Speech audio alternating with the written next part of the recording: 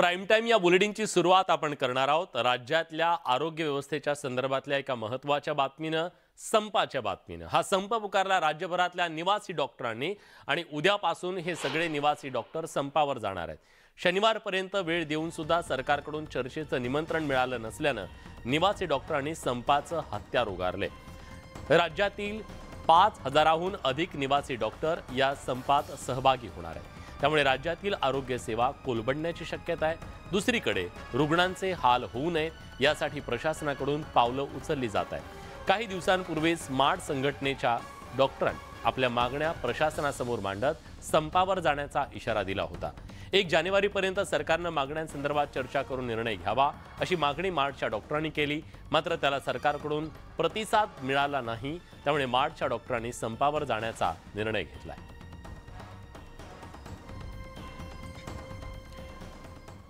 नवीन वर्षाच्या पहिल्याच दिवशी नाशिक जिल्ह्यात मोठी दुर्घटना घडली। इगतपुरीत जिंदाल कंपनीला भीषण अशी आग लागली। बॉयलरच्या स्फोटामुळे कंपनी आगीच्या ज्वाळांनी अक्षरशः वेढली गेली। दरम्यान ही आग अजूनही नियंत्रणात आलेली नाहीये, अजून आग धुमसतीये। त्यामुळे आगीवर नियंत्रण मिळवण्यासाठी शर्थीचे प्रयत्न जवानांचे सुरू आहेत। दुसरीकडे मुख्यमंत्र्यांनी आज सिल्लोडमध्ये जाहीर सभा ते घेणार होते, मात्र इगतपुरीच्या आगीची घटना पाहता मुख्यमंत्र्यांनी सभा आणि कार्यक्रम तातडीनं रद्द केला आणि मुख्यमंत्री तातडीनं इगतपुरीच्या दिशेनं रवाना झाले। मुख्यमंत्री एकनाथ शिंदेंनी इगतपुरीमध्ये जाऊन खासगी रुग्णालयातल्या जखमींची विचारपूस केली। सरकारकडून मृतांच्या वारसांना 5 लाखांची मदत सुद्धा मुख्यमंत्र्यांकडून जाहीर करण्यात आली। त्याचबरोबर जखमींचं संपूर्ण त्यांच्या हॉस्पिटलचा खर्च हे सरकार उचलणार आहे।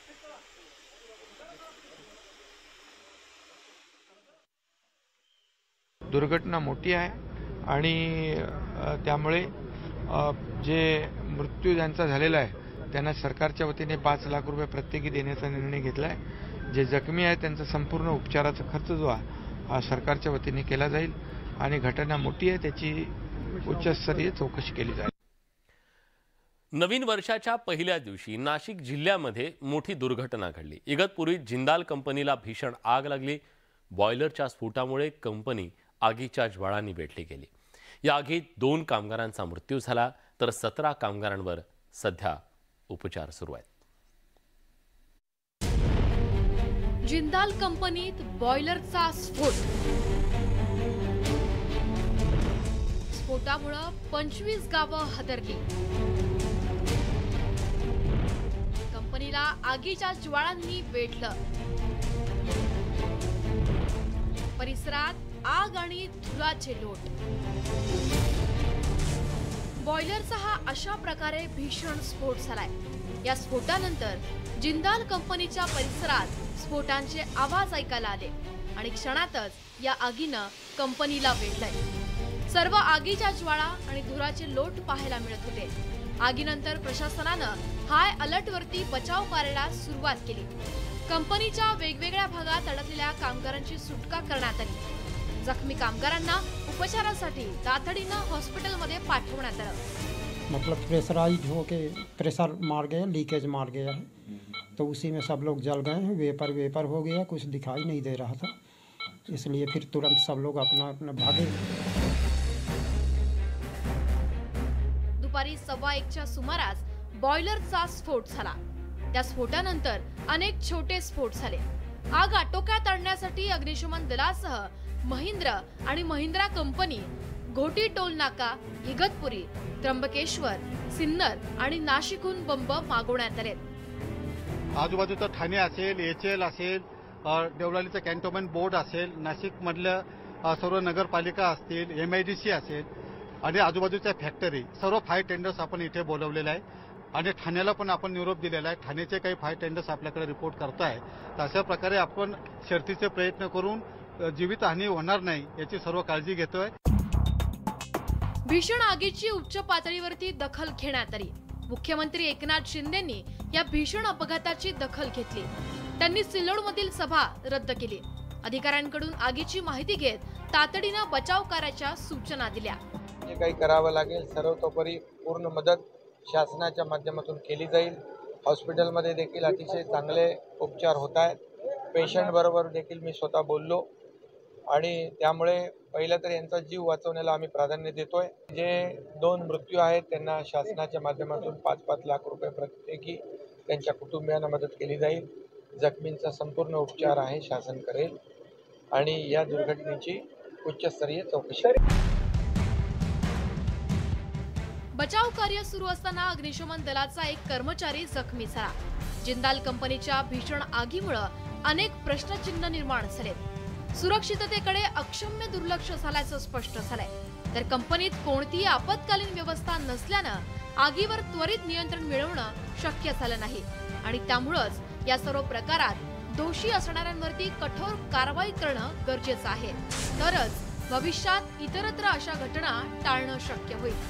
नाशिकहून लक्ष्मण घाटोळसह प्रशांत बाग, न्यूज 18 लोकमत. इगतपुरीच्या जिंदाल कंपनीत सकाळी 11:15च्या सुमारास आग लागल्यानंतर काय घडलं बघूयात. इगतपुरीच्या जिंदाल कंपनीमध्ये बॉयलरचा स्फोट झाला आणि क्षणात आगीचे मोठमोठे लोळ उठले.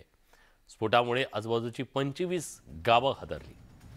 अग्निशमन दलाचे बंब घटनास्थळी दाखल झाले आणि युद्ध पातळीवरती तिथं मदत आणि बचाव कार्य सुरू झालं. कंपनीत अडकलेल्यांची सुटका करण्याचे शर्थीचे प्रयत्न सुरू झाले. त्यानंतर त्यांची सुटका सुद्धा करण्यात आली. जखमी कामगार रुग्णालयामध्ये त्यांना दाखल करण्यात आलं. त्याचबरोबर स्फोटानंतर अनेक छोटे स्फोट सुद्धा झाले. जिल्हा प्रशासनाचे अधिकारी हे काही वेळातच तिथे घटनास्थळी दाखल झाले.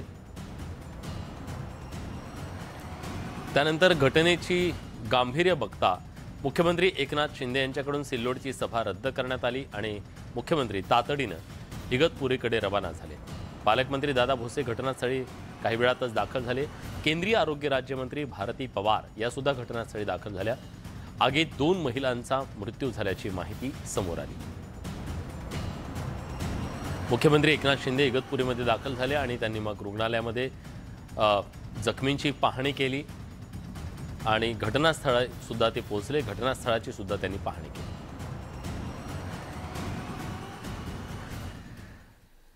इकडे नाशिकमध्ये हा सगळा आगडोंब उसळलेला होता. अगदी त्याच वेळेला सोलापूरच्या बार्शीमध्ये सुद्धा फटाक्यांच्या कारखान्यामध्ये भीषण स्फोट झाला. या स्फोटात 3घांचा मृत्यू झालाय तर 9 जण जखमी झालेत. बार्शी तालुक्यातल्या पांगरी गावाजवळ ही घटना घडली आहे. फटाके बनवताना हा स्फोट झाल्यानं भीषण आगडोंब उसळला. यावेळी या कारखान्यात 40हून अधिक कर्मचारी काम करत होते अशी माहिती स्थानिकांकडून समोर आली. त्यामुळे या घटनेतील मृतांचा आकडा वाढण्याची भीती आहे.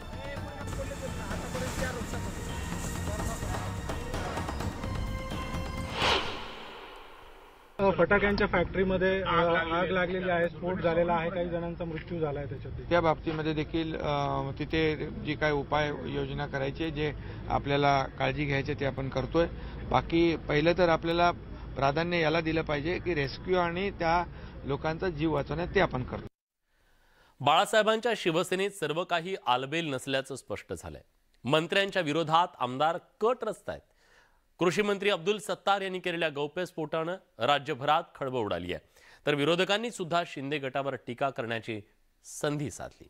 अस्वस्थतेमुळे हे सरकार कधी कोसळू शकतं असं भाकीत मग एकनाथ खडसेंनी वर्तवलं.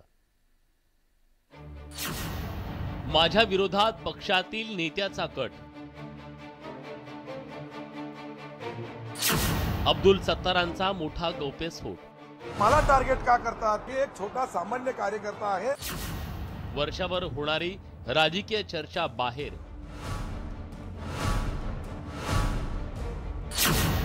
आमच्यातील कोणीतरी बातम्या पुरवतं. मी कोणत्याही कोणाचा नाव घेतलेलं नाही. शिंदे गटातील अंतर्गत राजकीय कुरघोडी अब्दुल सत्तार यांनी चव्हाट्यावर मांडली आहे. मंत्रीपद मिळालं नाही म्हणून पक्षातील एक नेता माझ्या विरोधात कट करत असल्याची तक्रार मुख्यमंत्री एकनाथ शिंदेंकडे करणार असल्याचं अब्दुल सत्तार यांनी सांगितलं.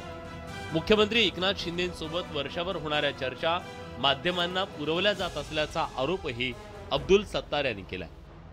मी कोणत्याही कोणाचा नाव घेतलेलं नाही, कोणालाही बोललेलो नाही. मला ज्या वेदना होत्या, माझ्या जे काही मला मनाला वाटत होतं की कुठेतरी आपल्याकडून एखादी भावना तिकडे जावी हीच त्याच्या पाठीमागची माझी पार्श्वभूमी होती. सर्व नेते मला टार्गेट का करतात? मी तर एक अल्पसंख्याक समाजाचा एक छोटा कलाकार आहे. माझ्यापेक्षा जे मोठे कलाकार आहे यांच्याकडे पाहायला पाहिजे, मोठे नेते आहे यांच्याकडे पाहायला पाहिजे. मी एक छोटा सामान्य कार्यकर्ता आहे. सत्ताधाऱ्यांमधील बाळासाहेबांच्या शिवसेनेतली अस्वस्थता विरोधकांच्या पथ्यावर पडली आहे. सरकारवर सुप्रीम कोर्टाच्या निर्णयाची टांगती तलवार कायम आहे. त्यात अस्वस्थतेतून एकमेकांची उणीदुणी काढली जात असल्याचा टोला एकनाथ खडसेंनी लगावलाय. तर केवळ सत्ता मिळवण्याच्या स्वार्थातून एकत्र आलेल्यांमध्ये वाद होत राहणार असा घणाघात शिवसेना ठाकरे गटाकडून करण्यात आलाय. शिंदे सरकारमधील आमदारांमध्ये एक प्रकारची अस्वस्थता आहे. एकमेकाचं उणदणं काढताय असं आपल्या अब्दुल सत्तारांनी आता सांगितलेलं आहे. आणि अजूनही न्यायालयाच्या निकालाची टांगती तलवार यांच्यावर आहे.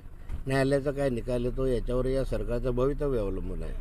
आणि अशा स्थितीमध्ये ही अस्वस्थता जर वाढली तर सरकार कोसळू शकतं. ज्यांच्याबरोबर गेले त्यांना विचारा ना म्हणू, त्यांना विचारायचं. ती IPL सारखे ते लिलावात गेलेली लोक आहेत. ती सगळी लिलाव पुकारलेला 40 खोके 42 खोके 50 खोके विकलेली माणसं आहेत. त्यांना कसली मूल्य आली? मुख्यमंत्री एकनाथ शिंदेंच्या बाळासाहेबांची शिवसेना पक्षाला अवघे 6 महिने झालेत. मात्र या 6 महिन्यातच पक्षात कुरघोडीचं राजकारण, एकमेकांच्या विरोधात कट असले प्रकार सुरू झालेत. त्यामुळे पक्षातली ही सुंदोपसुंदी थांबवण्याचं मोठं आव्हान मुख्यमंत्री एकनाथ शिंदेंच्या समोर निर्माण झालंय. त्यावर मुख्यमंत्री कशी मात करतात याकडे सगळ्यांचं लक्ष लागलंय. Bureau report, news 18 Lokmat. यानंतर बातमी आणखी एका राजकीय वादाची. छत्रपती संभाजी महाराजांना धर्मवीर म्हणण्यावरून राज्यात राजकारण रंगल्याचं पाहायला मिळतंय. राज्याचे विरोधी पक्षनेते अजित पवारांनी अधिवेशनात छत्रपती संभाजी महाराजांना धर्मवीर नाही तर स्वराज्य रक्षक असल्याचं म्हटलं आणि त्यानंतर सत्ताधाऱ्यांनी त्यावरून अजित पवार यांच्यावरती टीकेची झोड उठवली आहे. धर्मवीरवरून राजकारण तापलं. संभाजीराजे धर्मवीर नव्हे, स्वराज्य रक्षक. विरोधी पक्षनेते अजित पवारांचं विधान. सत्ताधाऱ्यांकडून अजित पवारांवर टीकास्त्र.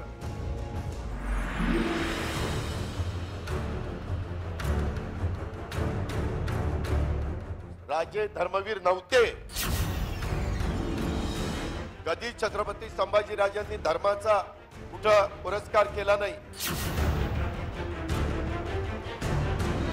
विधान परिषदेचे विरोधी पक्षनेते अजित पवारांच्या या विधानावरून सध्या राज्यात नवं राजकारण रंगल्याचं पाहायला मिळतंय. कारण अजित पवारांनी छत्रपती संभाजी महाराजांना धर्मवीर म्हणण्यावर आक्षेप घेतल्यानं सत्ताधारी आक्रमक झाले. भाजपचे आमदार नितेश राणेंनी तर थेट अजित पवारांच्या राजीनाम्याचीच मागणी केली. तर विखे पाटलांनी अजित पवारांनी माफी मागावी असा टोला लगावला. धरणवीर असणाऱ्यांना धर्मवीर ही पदवी कधीच कळणार नाही. जास्त वेळ न घालवता थोडी पण लाज राहिली असेल तर महाराष्ट्राच्या विरोधी पक्षाच्या पदावर जो ठपका लागलाय तो अजित पवारांनी पदाचा राजीनामा देऊन मोकळं व्हावं अशी मागणी मी ह्या निमित्ताने करतो. छत्रपती संभाजी महाराज हे स्वराज्याचे रक्षक होतेच, परंतु ते धर्मवीर देखील होते. खरं म्हणजे माझी तर मागणी आहे की अजित पवारांनी त्यांच्या ह्या बेताल विधानामुळे छत्रपती संभाजी महाराजांचा त्यांनी जो अवमान केलेला आहे त्याच्याबद्दल महाराष्ट्राच्या जनतेची माफी मागावी. भाजप नेत्यांनी अजित पवारांवर टीकेची झोड उठवल्यानंतर मुख्यमंत्री एकनाथ शिंदे आणि त्यांच्या बाळासाहेबांची शिवसेना पक्षानं अजित पवारांवर निशाणा साधल्याचं पाहायला मिळालं. अजितदादासारख्या माणसाने अशा प्रकारचं बोलणं हे मला वाटतं योग्य नाही आहे. त्यांनी सगळी माहिती घेऊन बोलायला पाहिजे. कारण त्यांनीच महापुरुषांचा ज्यांनी अपमान केला त्यांच्यावर फार मोठी टीका केली होती. आता आम्ही काय करायचं त्यांच्यावर? त्यामुळे अशा प्रकारचं वक्तव्य हे निंदाजनक आहे. असं असलं तरी राष्ट्रवादी काँग्रेस मात्र अजित पवारांनी केलेल्या विधानावर ठाम असल्याचं दिसतंय. कारण छत्रपती संभाजी महाराजांना धर्मवीर म्हणणं हा अपमानच असल्याचं प्रत्युत्तर आमदार अमोल मिटकरींनी दिलंय. तर संभाजी ब्रिगेडनं धर्मवीर म्हणण्याला विरोध दर्शवलाय. छत्रपती संभाजी महाराजांची खरी प्रतिमा जी इतिहास संशोधकांच्या नजरेतून आहे, ज्यामध्ये वासी बेंद्रे, त्यानंतर डॉक्टर जयसिंगराव पवार सर अशा लोकांनी स्वराज्य रक्षक हीच भूमिका मान्य केलेली आहे. आणि डॉक्टर खासदार अमोल कोल्हेंच्या सिरियलचं नाव सुद्धा स्वराज्य रक्षक छत्रपती संभाजी महाराज आहे. रात्रंदिवस जे महापुरुषांचा अपमान करतात त्यांना बोलण्याचा कुठलाही नैतिक अधिकार संभाजी महाराजांबद्दल नाही. धर्मवीर ही आता राजकीय लोकांना सुद्धा उपाधी लागते. छत्रपती संभाजी महाराज स्वराज्य रक्षकच होते. छत्रपती संभाजी महाराज साहित्यिक सुद्धा होते. अहो 4 ग्रंथ छत्रपती संभाजीराजांनी लिहिले, पण ह्या धर्म मार्तंडांनी मनुवाद्यांनी छत्रपती संभाजी महाराजांना संपवण्याचं काम केलं. धर्मवीर संभाजी महाराज म्हणता सन्माननीय अजितदादा पवार फक्त विधिमंडळाच्या सभागृहात स्वराज्य रक्षक बोलले, यांना मिरच्या झोंबल्या. एकंदरीतच छत्रपती संभाजी महाराजांना लावल्या जाणाऱ्या धर्मवीर या विशेषणावरून सुरू झालेलं राजकारण काही थांबण्याचं नाव घेत नाहीये. त्यातच हिंदुत्ववादी संघटना आणि संभाजी ब्रिगेड सारख्या सामाजिक संघटनांनीही यात उडी घेतल्यानं हा वाद आणखी चिघळण्याची शक्यता आहे. त्यामुळे आता यात पुढे काय घडतं हे पाहणं महत्त्वाचं ठरणार आहे. Bureau report, news 18 Lokmat. आपल्या चित्र विचित्र अशा ड्रेसिंगमुळे कायम चर्चेत राहणारी मॉडेल उर्फी जावेद आता राज्याच्या राजकारणात चर्चेत आली आहे. भाजपच्या महिला प्रदेश अध्यक्षा चित्रा वाघ यांनी उर्फी जावेदवर कारवाई करण्याची मागणी केली आहे. उर्फी सार्वजनिक ठिकाणी अंग प्रदर्शन करत असल्याचा आरोप चित्रा वाघ यांनी केला. या संदर्भात उर्फीवर कारवाई व्हावी अशी मागणी सुद्धा त्यांनी केली आणि थेट पोलीस आयुक्तांची भेट घेतली. यानंतर उर्फीनेही चित्रा वाघ यांना सडेतोड उत्तर दिलंय. ट्विटरवर उपमुख्यमंत्री देवेंद्र फडणवीस यांना टॅग करत उर्फीनं चित्रा वाघ यांच्यावर निशाणा साधलाय. लोकांच्या नजरेत येण्यासाठी मला टार्गेट करण्यात येत असल्याचं उर्फीनं म्हटलंय. सध्याच्या राजकारण्यांना पाहून वाईट वाटतंय असंही उर्फी म्हणतेय.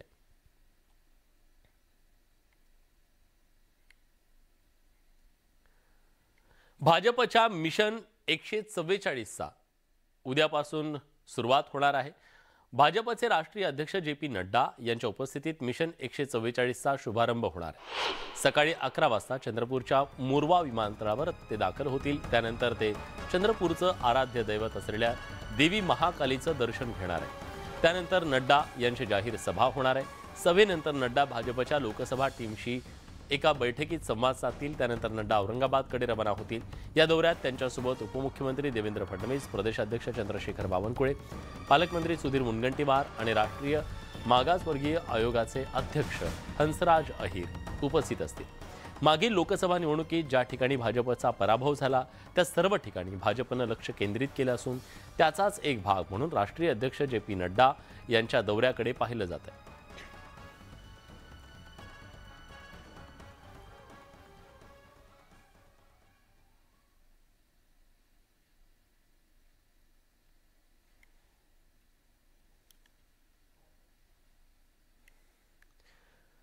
पुणे जिल्ह्यातील कोरेगाव भीमामध्ये 205व्या शौर्य दिनाच्या निमित्तानं लाखो भीमसैनिकांनी विजय स्तंभाला मानवंदना दिली.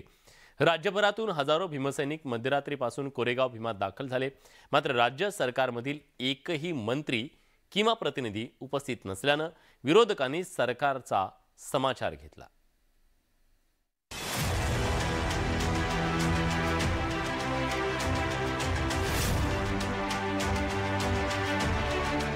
कोरेगाव भीमामध्ये विजयस्तंभाला अभिवादन करून लाखो भीमसैनिकांनी शौर्याचं स्मरण केलं होतं. विजयस्तंभाच्या साक्षीनं नववर्षाची सुरुवात करण्यात आली. 1 जानेवारी 1818 मध्ये कोरेगाव भीमाच्या लढाईत महार रेजिमेंटनं पेशव्यांविरुद्धच्या लढाईत विजय मिळवून दिला होता.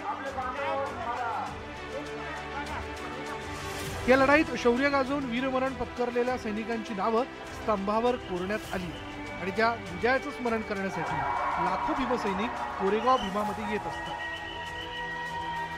या देशाला गेले हजारो वर्ष गुलामी होती. सामाजिक गुलामी सुद्धा होती आणि राजकीय गुलामी होती. या दोन्ही गोष्टी या भीमा कोरेगावच्या लढाईमध्ये संपल्या आणि भारताच्या स्वातंत्र्याचा सामाजिक आणि राजकीय इतिहास इकडनं सुरुवात होतो. त्याला अभिवादन करण्यासाठी अनेक लोक येतात आणि या सगळ्यांचा एक आनंदाचा दिवस आहे असं मी त्या ठिकाणी मानतो. भीमसैनिकांसोबतच अनेक राजकीय नेत्यांनीही विजय स्तंभाला अभिवादन केलं.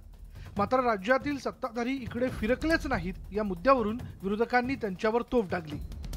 मला वैयक्तिक सरकारविषयी बोलायचं नाही, माझं प्रेम आहे, मला एक ऊर्जा मिळते या प्रश्न माझा आहे, त्यामुळे कोण येतं कोण येत नाही त्याच्याशी मला काय करायचंय, प्रत्येकाच्या मानसिकतेचा प्रश्न आहे। आज इतके लाखो दलित आपले बांधव दिसत आहेत। विजयस्तंभाच्या परिसरात विकासासाठी 100 एकर जमिनीची आवश्यकता आहे। त्यासाठी मुख्यमंत्री आणि उपमुख्यमंत्र्यांची भेट घेणार असल्याचं केंद्रीय मंत्री रामदास आठवले यांनी सांगितलं। या स्तंभाचं जे मेमोरियल आहे ते मोठं होणं अत्यंत आवश्यक आहे। यासाठी 100 एकर जमीन ॲक्वायर करणं आवश्यक आहे। त्यासाठी माझा प्रयत्न सुरू आहे। दिव्य असं स्मारक उभं राहिलं पाहिजे। यासाठी नक्की मी माननीय मुख्यमंत्री एकनाथरावजी शिंदे यांनी भेटू मॅक्झिमम अशा पद्धतीचं फंडिंग या स्मारकासाठी करण्याचा प्रयत्न आपला राहणार आहे। कोरेगाव भीमामध्ये यावर्षी मोठ्या प्रमाणात उत्साह आणि जल्लोष पाहायला मिळाला। मागील 2 वर्ष कोरोनाचं सावट असल्यामुळे अनेक मर्यादा होत्या, मात्र यंदा कोरोनाचा प्रभाव कमी झाला, त्यामुळे लाखो भीमसैनिकांनी शौर्य दिनाच्या निमित्तानं वीरांचं स्मरण करत अभिवादन केलं। व्हिडिओ जर्नलिस्ट गणेश कदमसह रायचंद शिंदे, न्यूज 18 लोकमत, कोरेगाव भीमा। नवीन वर्षाच्या सेलिब्रेशनसाठी घराबाहेर पडलेल्या तब्बल 8678 जणांवर मुंबई वाहतूक पोलिसांनी कारवाई केली। दारू पिऊन वाहनं चालवू नये असं आवाहन मुंबई पोलिसांकडून सातत्यानं करण्यात येत होतं, मात्र त्याकडे साफ दुर्लक्ष करून ड्रिंक अँड ड्राईव्ह करण्याचा प्रयत्न अनेकांनी केला। ड्रिंक अँड ड्राईव्ह करणाऱ्यांना 156 जणांच्या विरोधात कारवाई करण्यात आली। रॅश ड्रायव्हिंग पासून ते तळीरामांपर्यंत सगळ्यांवर कारवाई करण्यात येणार असल्याचा इशारा या आधी देखील मुंबई पोलिसांनी दिला। वाहतूक पोलिसांनी पुन्हा ब्रेथ अॅनालायझर तपासणी करत मद्यपान करून वाहन चालवणाऱ्यांवर कारवाई करणार असल्याचं सांगितलं। त्यानुसार मुंबईत 156 जणांवर मद्यप्राशन करून वाहन चालवल्याप्रकरणी कारवाई करण्यात आली, तर अति वेगात वाहनं चालवणाऱ्या 66 जणांवर कारवाई करण्यात आली। दरम्यान विना हेल्मेट दुचाकी चालवणाऱ्या 2000च्या वर लोकांवर कारवाई करण्यात आली।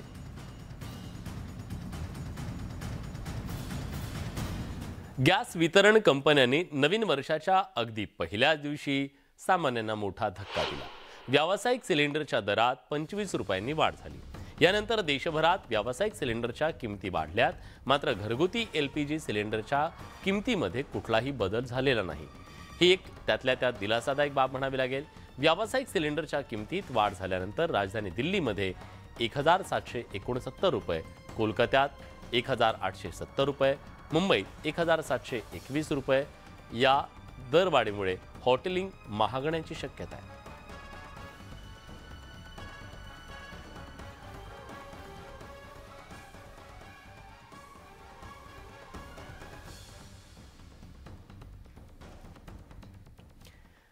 हे नवीन वर्ष विवाह इच्छुकांसाठी एक आनंदाची बातमी घेऊन आले, कारण यावर्षी तब्बल 8 महिने विवाह मुहूर्त असणार आहेत।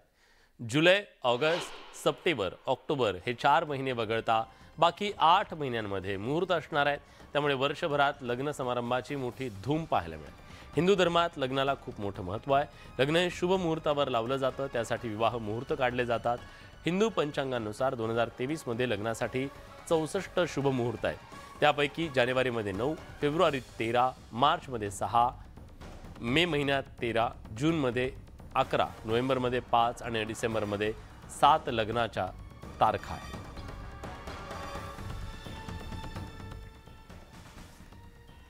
तर नवीन वर्षाच्या पहिल्याच दिवशी सगळ्या लग्नाळू लोकांना ही एक गुड न्यूज म्हणावी लागेल।